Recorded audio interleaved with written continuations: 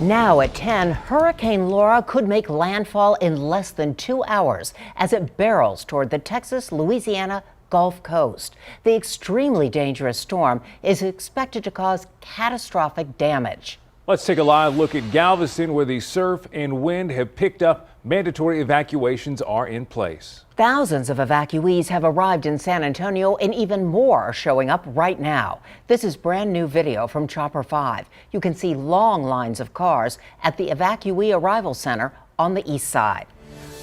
We have live team coverage of the hurricane tonight. We'll start with Weather Chief Bill Taylor. Bill, the storm is getting dangerously close to land now. Yeah, dangerously close to Category 5 status too, Aaron. The good news is it's still moving pretty swiftly through the northern Gulf at about 15 miles per hour, so it'll run out of room quickly. I think it makes landfall as a Cat 4. It doesn't have time to get to that Cat 5 status. Let me show you on the big board. This is an incredible storm.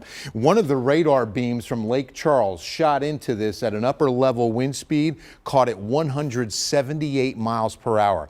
A buoy out in the Gulf of Mexico measured a wave height of 42 feet in this storm. So the storm surge is going to be at least 15 to 20 feet along the Louisiana coast, and even as far north as Lake Charles in the I-10 corridor could be up to 9 to 11 feet of water pushing onshore. That is the salt water, in addition to, of course, all the freshwater lakes in this area of the state.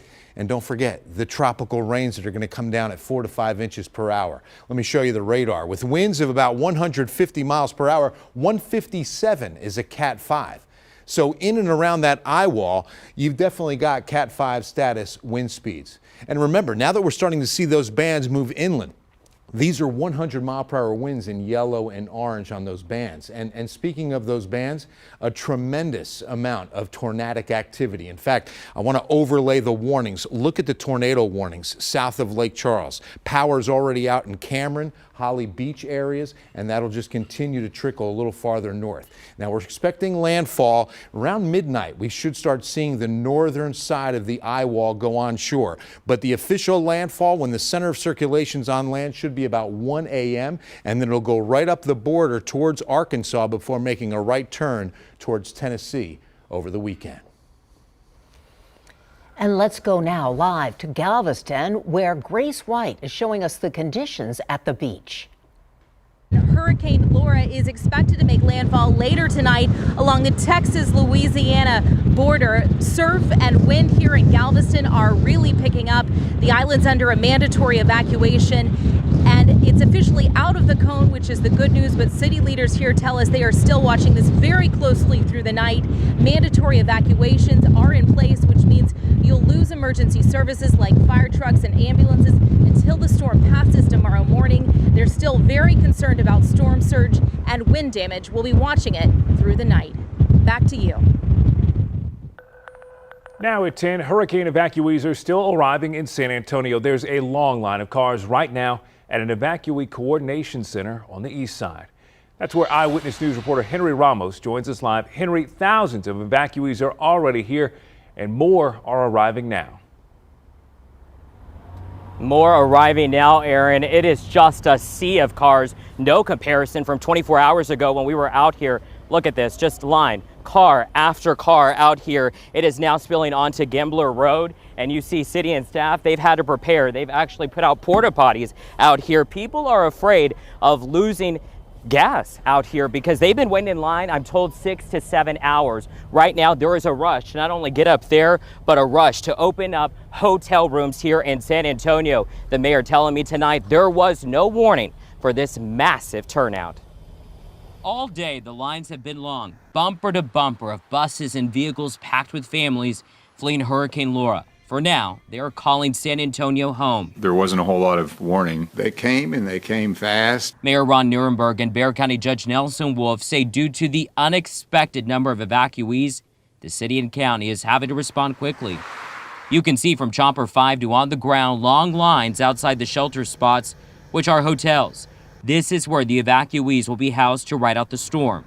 But there is a problem. We've got a lot of empty rooms in hotels around the city, but we don't have staff. So people are having to recall staff to get those rooms operational. The city is working on more hotel space, which the mayor says takes time to get the rooms ready to go. We were trying to scale up to about 2,000 rooms, and I think we were getting pretty close to that this evening. He says staff is working minute by minute monitoring the capacity. At 2 hotels, the city has even set up medical stations. I wouldn't want to be in any other city if I was an evacuee.